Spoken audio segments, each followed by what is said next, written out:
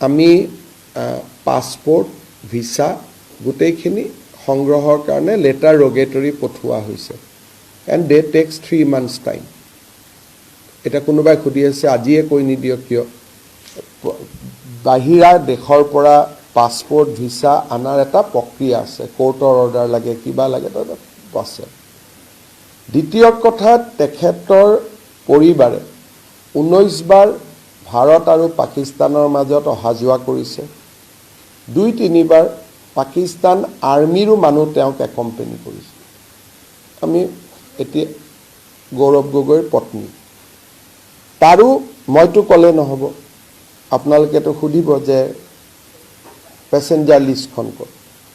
গতিকে সেইখিনিও সংগ্ৰহ কৰি থকা হৈছে আৰু আমাক এজেন্সিসকলে সহায় কৰিছে আমি পাই যাম সেকেন্ড তেওঁ আগত পাকিস্তানত চাকৰি কৰিছিল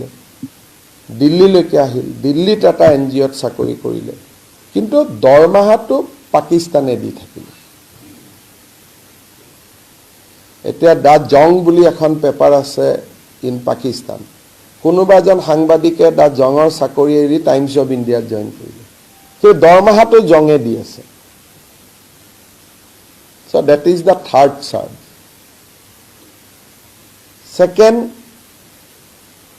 MP এজনে নিজৰ লৰা ছোৱালীৰ পাছপোৰ্ট সাৰেন্ডাৰ কৰা ইণ্ডিয়ান পাছপোৰ্ট সাৰেন্ডাৰ কৰা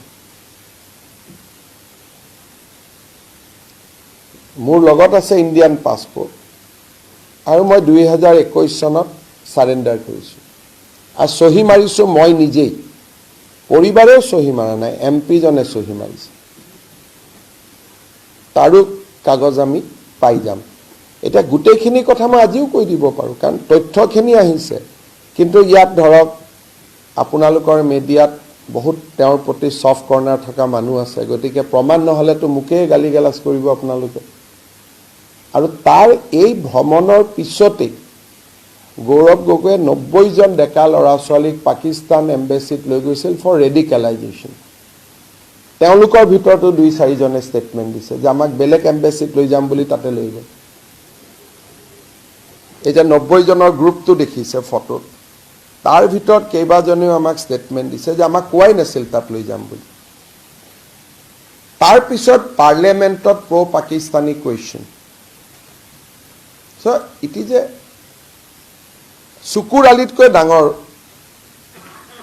অভিযোগ গতিকে সুকুৰ আলীক যদি এৰেষ্ট হয় বাকিও এৰেষ্ট হয়